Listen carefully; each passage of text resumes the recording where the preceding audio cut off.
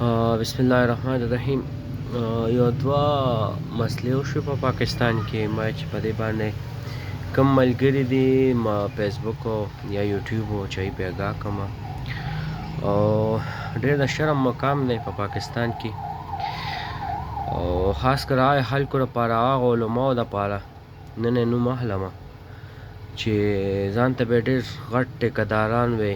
اوسه پورې خو ما په دې خفګان و چې یاره دا خو عالم دی او لکه منافقتوب کوي په دې باندې. مخکې په مهنګایي کوله، په مهنګایي چغې وهلې، مهنګایي مارچ کو، دا کو هغه کو، نو او مهنګایي اوس راله پای خاموش و، خو په هغې دومره نه وم خفه، بس بیا هم خفه وم لکه دا منافقتوب نه دی په کار که نه. دې نه پس یو څو ورځې وشو چې بیل پاس شوی دی د دغه هلک هلک سره نکاح کولی شي، جینۍ سره واده کولی شي.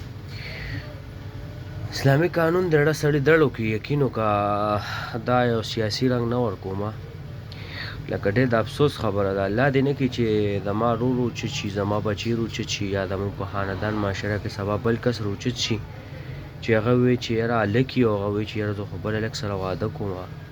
لکه دا خبره را روانه ده، دا کیدونکې ده، دا اوس امپلیمنټ شو، هلته نه منظور شو، دا به 12 کاله پس زموږ خپلې معاشرې ته هم راشي.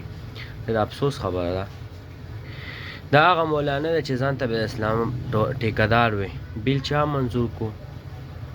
ښه خبر یې په دغه کې څوک ناست دي نن سبا؟ په حکومت کې څوک دي؟ کم خلک دي؟ حکومت چا جوړ کړی دی؟ دا ټوله مخکې دا مشرتوب ټوله څه دی مولانا رخ کړی و، او د هغې نه پس پی ډي ایم سربراح هغه ته وي. پی ډي ایم مشر چې کوم هغه دا مولانا دی، او مولانا دا څه سټارټ کړي دي او ټول دغه یې جوړه کړي دي، دا ټوله څه مولانا جوړ کړي دي. هغه هم پرېږده، هغه مو شو، تر دې نه پس اوس دا دی فرانسیسي در سره ملاقات شو، د پاکستان چې وفد دی ملاقات شو.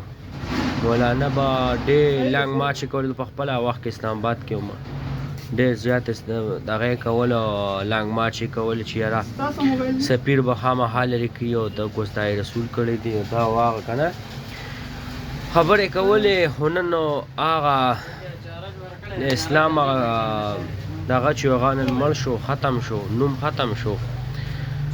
مقصد موږ مخکې نه ویلو چې د دې مقصد صرف اسلام آباد دی، د دې اسلام مقصد نه دی.